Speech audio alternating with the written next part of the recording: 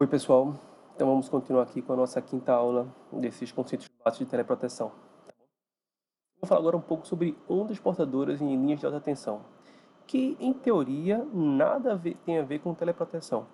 Mas assim, por muito tempo a gente usou uma coisa era toda a comunicação entre modos de teleproteção eram feitos via ondas portadoras de ondas portadoras em linhas de alta tensão.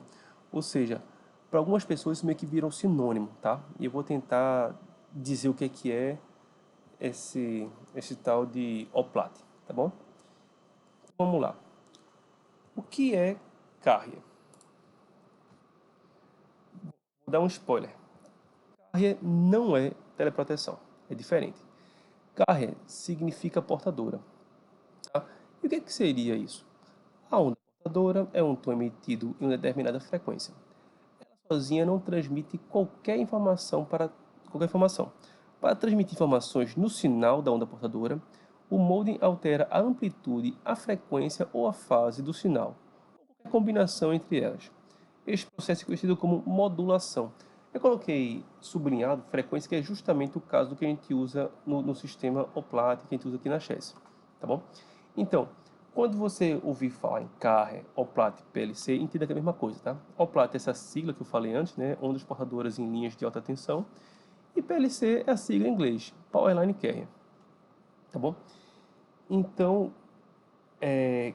quando você... Acho que muita gente, quando eu fui fazer uma diagnose, né? Quando vai pedir para o operador colocar em teste, é comum você ouvir o operador falando, colocar carrier 1 e teste. Aquilo ali não procede, tá? Coloca carrier teste em carrier em teste. Carrier é meramente o equipamento de transmissão, a tecnologia de transmissão do molde de teleproteção. E esse sim você coloca em teste, tá? Então, teleproteção você bota em teste em operação, com aquela chavezinha. Carrier, não. Parte dessa confusão é porque antigamente, como falei, os equipamentos de teleproteção todos eram via carrier. E ainda existia o que também era comum, equipamentos carrier que dentro dele existia a função de teleproteção, tá bom? Do mesmo jeito que a gente escuta também falar em coloquei o TFO1, né, que seria um terminal de fibra ótica, uma teleproteção de fibra ótica, e que de fato ele não conversa um com o outro via fibra ótica, mas conversa através de um MUX, como a gente viu na aula passada, tá bom? Então só dois exemplos de coisas que a gente vê na prática, as pessoas conversando, mas que realmente não condiz com a teoria, tá bom? Então vamos lá. Eu falo agora o que seria um OPLAT de único propósito, que era o que era bem comum também, como eu te falei, nesses casos em que o OPLAT e teleproteção eram sinônimos, tá? O que acontece? O modo de teleproteção, ele quer conversar com o outro equipamento, nos mais antigos, casos mais antigos, né, através de uma frequência, de uma largura de banda de 4 kHz, tá?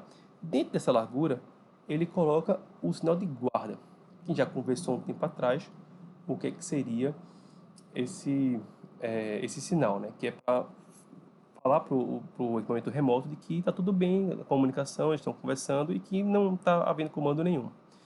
Fora isso, ainda existem duas frequências, no caso de equipamentos que trabalham com dois comandos. Lembrando que ele pode ter somente um comando, pode ter 4 comandos, pode ter 8 comandos, e pode ter talvez até um número diferente, eu só não conheço, mas deve existir, tá bom? E também, para os casos em que você manda DUTT, você tem dois tipos de funcionamento. Um, que seria mandar uma frequência aqui em comando 1, mandar uma frequência no comando 2, ou então mandar uma terceira frequência, que os caras vão combinar que são uma frequência que significa o comando 1 mais 2. Isso traz vantagens e desvantagens, né? Uma vez que eu uso uma frequência só, eu consigo pegar toda a potência do meu comando e jogar aqui. Ou seja, vai chegar um sinal muito mais fácil de ser traduzido, né, de ser entendido no outro lado, tá bom? Por outro lado, a vantagem de a gente ter duas frequências é porque minimiza a chance de eu ter um falso comando, tá? Ou seja, eu teria que ter uma frequência, duas frequências aliens, uma aqui e outra aqui, para o terminal do outro lado entender aquilo com o comando transfer trip, tá? E aí a dúvida comum é, poxa, quer dizer então que é tão frágil assim um sistema de teleproteção? Se chegar um ruído naquela frequência, ele vai mudar o comando? Não. Por quê? O equipamento ele só vai entender como um comando válido, ou como dois comandos válidos, 3, 4, o que for, quando o sinal de guarda some e imediatamente chega uma frequência de comando. Se durante o funcionamento normal, com o guarda presente, um comando entra, com o guarda continuando presente, ele vai saber que aquilo é uma frequência alien e vai alarmar sinal ruído. Ele está tendo um ruído naquele meio que está fazendo com que chegue uma frequência que ele sabe que não é de comando porque ele continua com a guarda, tá certo?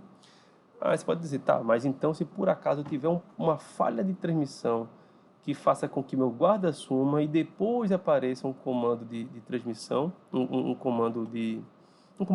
frequência de comando, ele vai gerar um falso comando.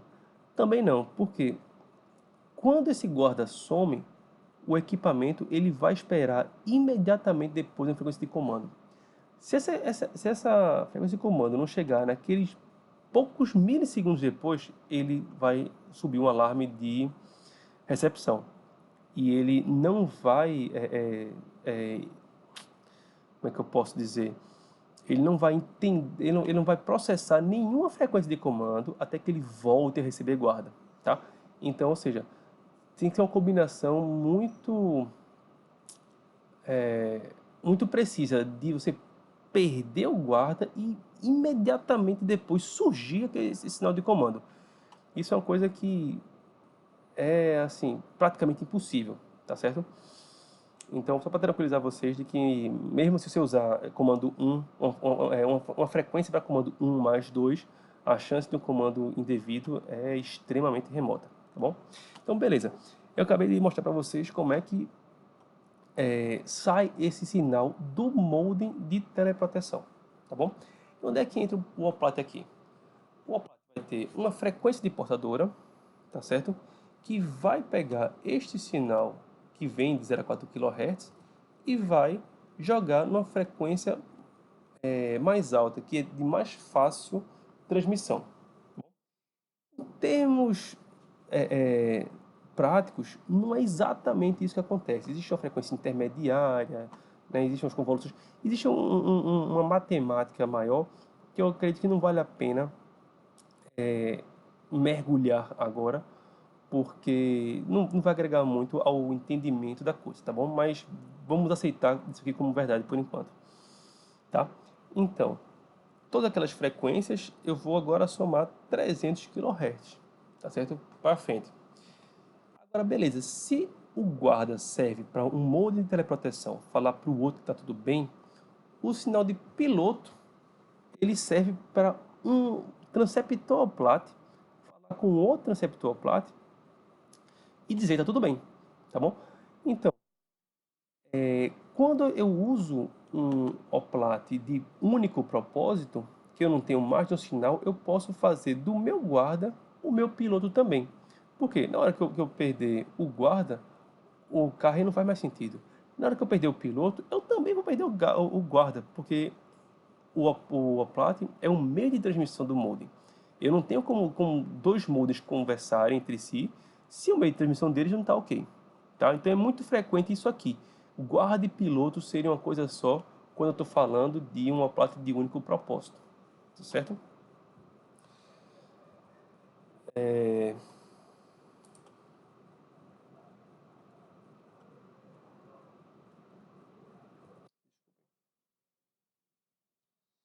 Então vamos lá.